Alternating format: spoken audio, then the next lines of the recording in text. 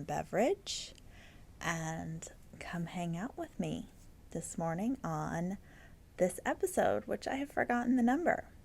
So good morning, everyone. My name is Sharon Graff, and I am the owner of the Modern Skein, which is a yarn shop here in Montgomery, Texas.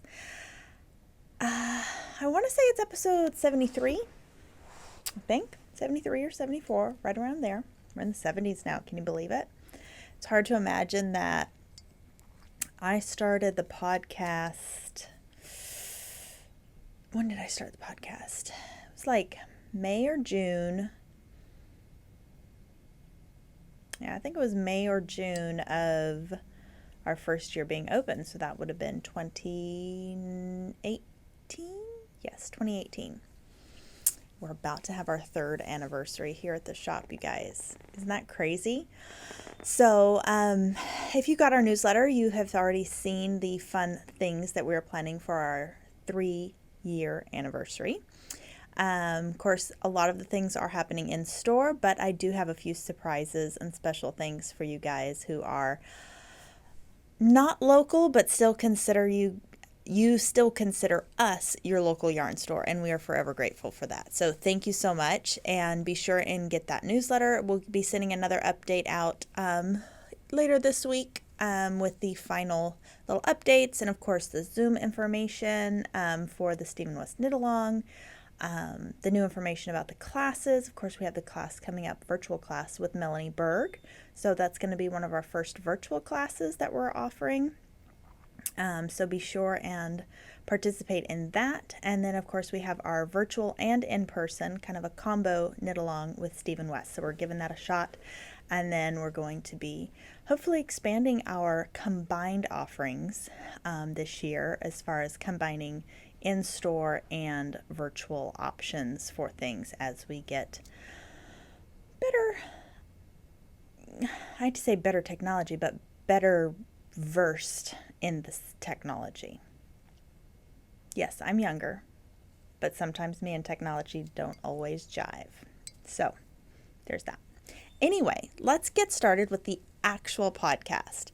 As you may notice, I am wearing a knitted item because it's again freezing cold here. We had last week was glorious. We had temperatures in the 70s and up into the 80s, and it was such a lovely thaw from all the freezing cold. And then yesterday we wake up, it was like 73. It was awesome.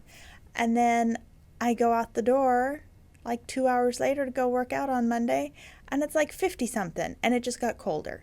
And now it's 30 something, and I'm over it. At least the sun is shining. I have that to be thankful for.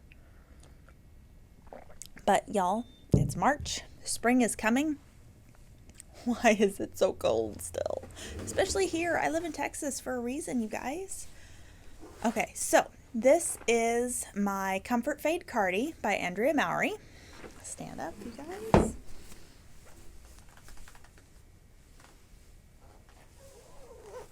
So this is not a recent finished object by any means, but it is a finished object. This is a custom fade by Diane of Suburban Stitcher, but we have had these colors in the shop before. I don't think we have any of them stocked currently. You can check her website, see if she happens to have them, but if we get a couple requests for them, we'll get them back in.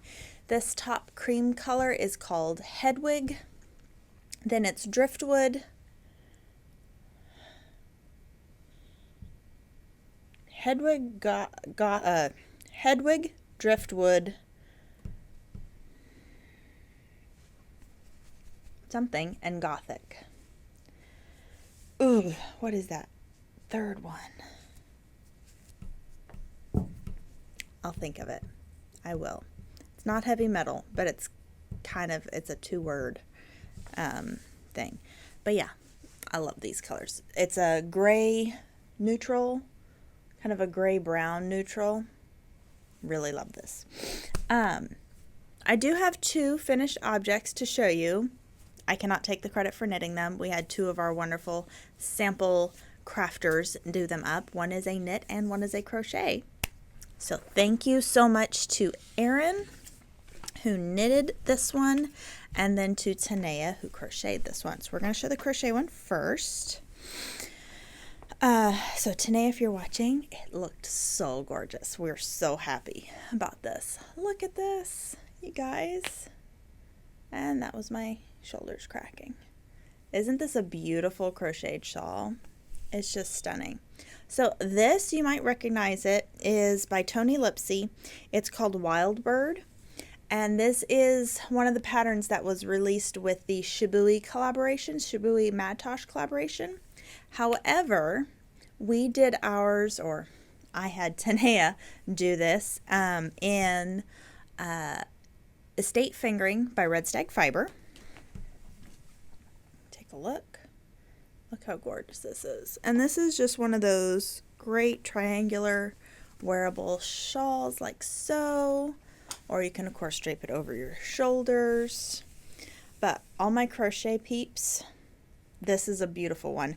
Tanea said she absolutely loved crocheting this. Said it was a great pattern, easy to do. At the very end, there's some fun little baubles. I don't know if you can really see them.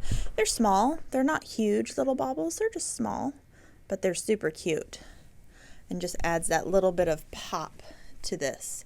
The color, this is Estate Fingering by Red Stag Fiber, and the color is William of Orange. We do have that color in stock, but of course that would look really pretty in just about any color you do it in. You could do Estate Fingering, which is what I would recommend because they originally did the pattern in Tosh Light with a strand of mohair. This is no mohair. This is just one strand of fingering, the Estate Fingering base. However, it's a very plump base, similar to like a Tosh Light in its plumpness, except it is plied. It's a 3-ply, not a single ply. And when it's blocked, sometimes you can, because of the way that it plumps when blocked, and it's a very round yarn, it is a good substitute for a heavier fingering weight or even a barely, like a light sport. I hate to call it a sport because it isn't, but you can get away, like if you have a pattern that says hold a fingering and a mohair together, you can, and you don't want to hold a mohair, but you want to get the same gauge, Estate Fingering is a great option for you. Because it gives you that plumpness as well. Now, this lovely thing was knit by Erin, and it's so gorgeous. Look at this, you guys. You may also recognize this because you know I'm a fan of Espace Tricot, and this is, and I'm never sure how to pronounce it, Aise, A-I-S-E. This is one of their free patterns by Melissa and Lisa over at Espace Tricot. And we knit this, Erin knit this out of 3 skeins of the Docus sock. So just look at the drape, you guys, on this. It's just stunning. So originally, the ladies at Espace Tricot, they've knit this twice. I'm sure they've knit it more than that. But as far as samples on Ravelry, their first one was Jade Sylph, I believe, which is like a cashmere and I believe silk blend. So it had this gorgeous drape. And that's what this yak will give you, is just the most stunning sheen and drape. I don't think you can really see the shine in this. There's no silk in this, but there's just this subtle sheen glow to it that's just stunning. So you can see, it's just gorgeous. It's lightweight, even though it's 3 skeins. Simple stockinette with these little eyelet bits. But this is one of those wrap stole things that are just easy to wear. You can stretch it around, throw it over your shoulder, like so. You can just let it drape over your shoulders. Of course, it's all twisted on me. Goodness. It still gets twisted. But yeah, you can just drape it over your shoulders. You can do, on really cold days, grab it in the middle and then pull through. And see, it's lightweight, so you could put this and then put a coat on over top. There's just so many different ways to wear this kind of style of a rectangular wrap. So anyway, this is Daucus Sock by Red Stag Fiber in the colorway French Waistcoat. So it's this beautiful grayed out kind of a dusty blue color. Ta-da! So thank you Tanea and Aaron for knitting and crocheting those wonderful pieces up. And a quick side note, because we just talked about crochet, I just wanted to pop in and remind you guys that we did get all new crochet hooks into the store. So we still carried the Chiagu metal head crochet hooks with the bamboo handle, and we still have Likey driftwood crochet hook sets. I am getting limited on those, and it's been really hard to source Likey right now. But I did get some other goodies. So for my wooden hook fans, we got in the Bry Spun Palmwood hooks. I don't know if you can see that. Beautiful. Look at the hook on there. I mean, it's really nice. It's nice and smooth. There's no snags on it or anything. Really nice wooden hook. And the handle is nice because it's got that nice thumb impression if you hold your hook like so, which is how I do it if I'm crocheting. But, you know, if you do it like this, it's also comfortable. As I drop everything. So these come in, I think, D through M as far as sizing. So we have all those. Of course, we have the Prim Ergonomics. This is my personal favorite.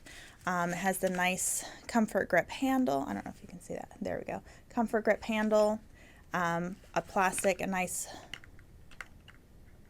there we go. Nice hook on there. And these go through, I believe, C through J, I think. And then our newest ones, we got in the Knitter's Pride Zings. So these come in quite a few sizes. I think all the way down to like maybe a 1 millimeter, up to I think an M, but quite a few sizes. And these are classic. I believe they're aluminum. I think so. So they're really lightweight. And then they're all color coded too for size, which is nice. So those are great. And they also come in a set too if you're looking for a metal crochet set. We have that. And then the Knitter's Pride Ergo with the golden tips. So these are like a comfort soft grip, like a silicone handle. And then you've got the gold head on there. And this is... It's also come in, I think, 14 sizes. I think this one goes down to a beading size, so I think we have it in like a, maybe even less than a 1 millimeter, up through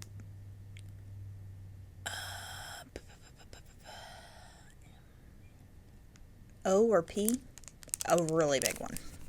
I think it's this brand that we have our largest hook in, I believe. So those are our new crochet hooks that we've gotten in recently. And that's all the finished objects that I have to show you. So now I'm going to show you my works in progress because I actually got some knitting done this week. Yes! I did make it a point to try and knit at least an hour every night.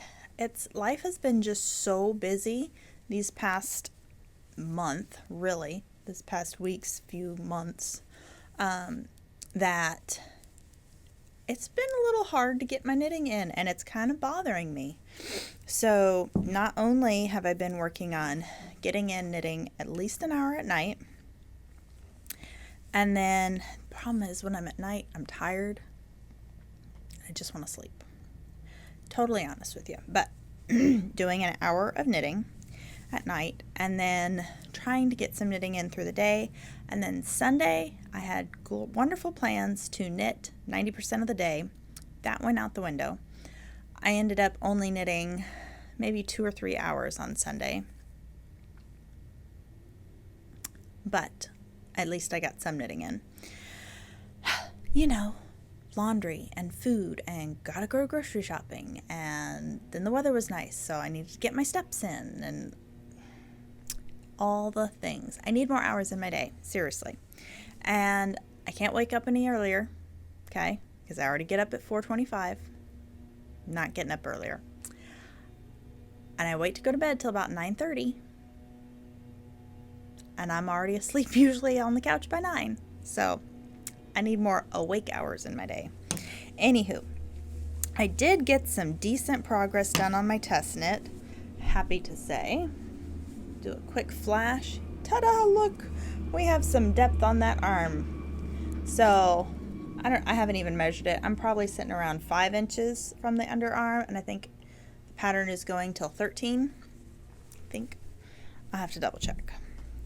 But right now it's just basically repeating the textured stitch for length. So, been working on that.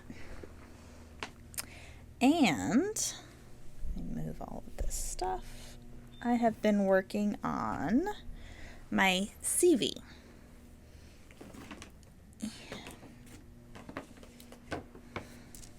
So, yesterday, which was Monday,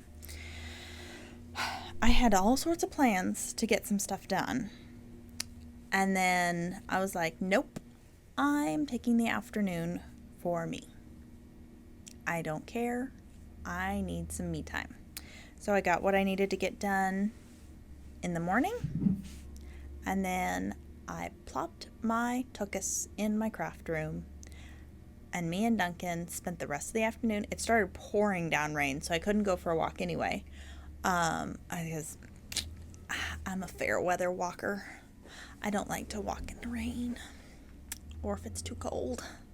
I know that's bad, but I did walk around and make a few laps in the house to get my step count a little bit higher, but I spent most of the afternoon drinking coffee, watching stuff on YouTube, YouTube and Amazon, and knitting. So I made quite a bit of progress on Seve.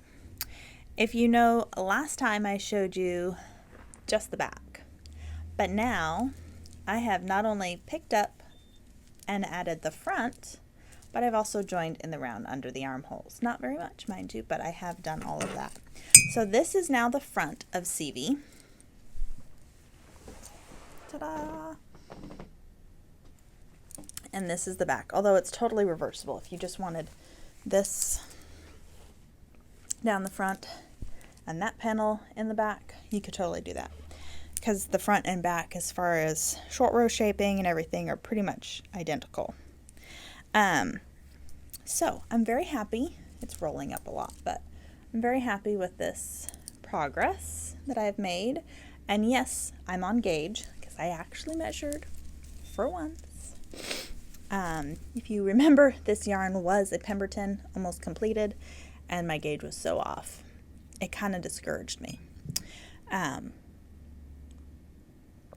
know I'll knit the Pemberton again, but I will truly gauge swatch it. But anywho, this is coming along really nicely. Again, this yarn is Woolstock by Blue Sky Fiber, the colorway Driftwood, which we should be getting some more in because we have blown through all of our driftwood, but it should be coming. I just got the notification that it shipped. Should be here soon. Yeah. So this is Seve, S-E-V-E by Isabel Kramer. Worsted weight pattern. It does have an option for being more like a vest where you pick up for your stitches for your sleeve is kind of already sort of finished. So if you just finish the body and you want it as like a little pullover vest, it's finished. Or add sleeves. I will probably add the sleeves just because I know me and I don't typically wear vests. I just don't. So that's that. And then I did cast on for our Stephen West knit along. So in case you missed it somehow, we are doing a Stephen West knit along. Starts from March 1st, so yesterday, but you can cast on any time through, I think I said end of May, I think I'm giving you guys 3 months, because I know some people want to do some of his sweaters or his really big shawls. Some of you guys are just doing smaller projects of his, like maybe some of his hats or little cowls and things like that, or you want to do multiple projects. It's totally up to you. The rules are very loose. No, the rules are you can knit any Stephen West pattern. There, last I looked, 350 some odd patterns that he has on Ravelry, and he also has a lot of his patterns on Gumroad. So any of his patterns you can cast on and knit with us, either in person or on our virtual Zooms, which are Thursday nights, 7 p.m. Central Time. And if you need the Zoom link, it will be in the description box below. I think the link is only good for, I don't know if it's like because it's reoccurring, I think it's good for all of them, but I'm not 100% sure. So we'll put the first one for sure in the description box, and then if we need to give a new link, they'll be in the future podcasts. But that is the virtual meeting time. And then in person is any day, not any day, I mean you can come any day, but Tuesdays, anytime during the day. The only way to be eligible for the prize drawing is to have purchased the yarn that you're using from our store. However, if you want to use stash, or if you have yarn that you bought specifically for a Stephen West pattern years ago at some other shop, or you bought some stuff online, or you bought directly from his shop, whatever, you can still join in the knit along online or in person. You just, when you're finished on our system, we would ask that you not enter yourself into the drawing for the prize. The prize is going to be a autographed thing from Stephen himself. So it'll be a fun little project prize type thing, and you can enter multiple times. So if you have a couple projects that you've bought the yarn from us for and you bang them out before the end of May, then you can be entered in several times. So the main thing is we just want to promote community and have a lot of fun, and hopefully mixing our in-person groups with our virtual groups by having everyone get together on the Thursday nights, even if you are local. Even if you're local and you come on Tuesdays, I would still encourage you to pop on at least for a little bit on Thursdays. Introduce yourself, say hi, see our virtual friends from all around the globe. And it's a fun way to build community. So on that note, I cast on yesterday my Stephen West knit along item, my first one anyway. We'll see. I feel like I've slowed down on my knitting. And I know it's probably not my knitting speed has slowed. It's just I'm not knitting as many hours in the day. But I'll show you. So I cast on, actually I'll show you, because right now it's like, that doesn't look like anything. Let me show you what I cast on.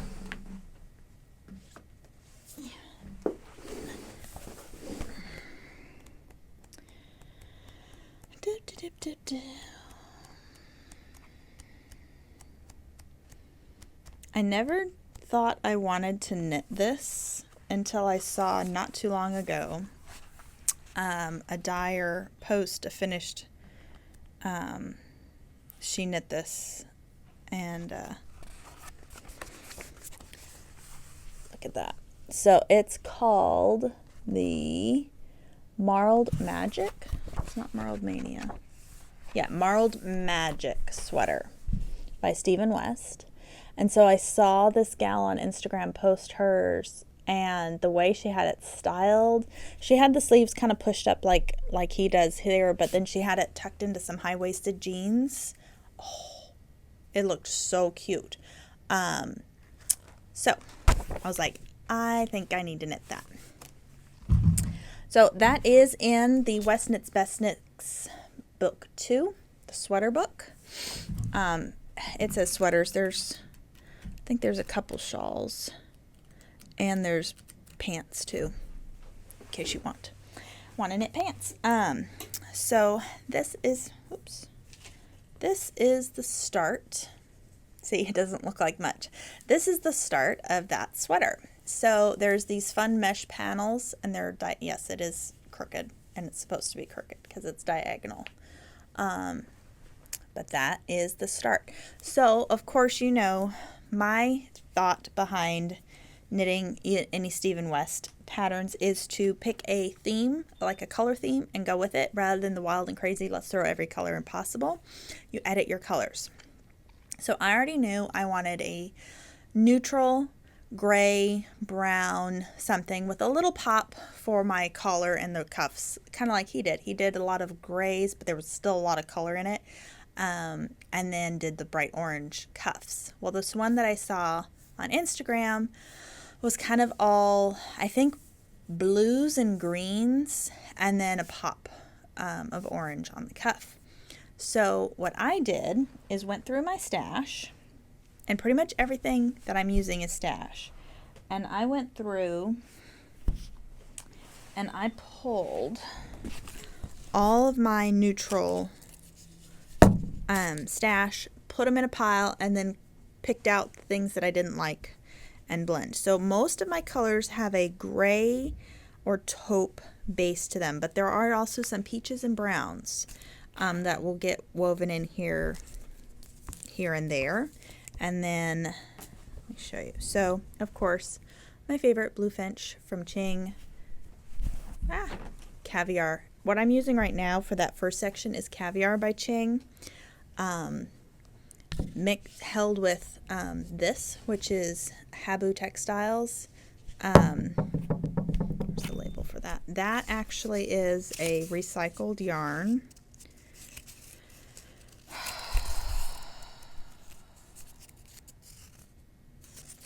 Does it say even what's on here?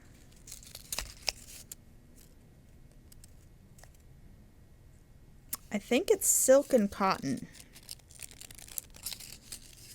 I believe. Oh, no, sorry. It's 100% silk. This cone here is 100% silk. So I'm holding that with the Caviar, which is giving me this really fun marled look. So I'm knitting the small size, which he says is like fingering and a lace weight held together. I'm going ahead and basically doing 2 fingerings held together if I want to, but I sized down my needle to a 5. Now that being said, this Habu is, it's a very light fingering to lace kind of weight. And then of course Ching is a fingering. I'm not going to stress about, I'm just going to hold what I want together, and then just I can always go down in my needle if I feel like I need to. But I think this is going to give me a good size. There's really one size. I mean, there's a small version, a large version, and a dress version. It has to do with your gauge, really, and it's supposed to be super oversized anyway, so yeah. But just some of the colors that I've pulled from my stash. So obviously, like these, that's the Habu. I've got this cotton that I'm going to throw in there. I'm going to mix textile, so I really want it to be kind of textural. So I've got cotton, I've got the silk, I've got wool, all the things. This is some leftover Ching as well, in kind of a peach. It's the dust colorway. Got leftover bits of hawk from a couple different projects. That's probably the most colorful scrap I'm going to put in there. I've got a different skein of Blue Finch that's got more blue in it. This is, I believe, Chelsea Luxe Charcoal. This is Chelsea Luxe Sunday, but it's kind of a browner version. I do have this. It's another Blue Finch just in case I want to throw in another thing. Oh, I'm excited to throw these in. This was from my Stephen West Slipstravaganza, the first color or choice that I did, but I didn't like it. This is Libeling by Hedgehog. So it's kind of grays and taupes with a little bit of orange. Fun one. This is Estate Fingering Pine. Duncan got a hold of it. You know. This is some, I think, Life in the Long Grass. Kind of, again, that peachy color. This is Tosh Merino Light Filtered Daydreams. Again, kind of that peachy nude. This is a Life in the Long Grass colorway. It's kind of like antique leather. What is this? This is Cat Sandwich, I think. It's like a taupe with some blue and stuff in there. And then I also have a little bit of Bone Shibui Reed. Yeah, that's Reed. That I'll throw in there. And then what I'm planning for my cuffs, I have two options. And the I-cord. I'm either going to do this with like held double maybe, or held by itself, or antique leather from Red Stag, or if I'm feeling a little spicy, this. I know it's a little out of my comfort zone. I don't remember. There's no label in here. I don't remember whose this is. I feel like it's old Woolen Boon, but I wound it up and never used it. I forgot what I was winding it up for, but probably some other Stephen West thing years ago. I kind of am leaning towards this because it's a little out of my comfort zone, and I think it would be typical if I picked antique leather, you know, because I do. But it'd be fun to do that neon and more stash being used, you know. So anyway, that is what I've been working on. I still have the Portia.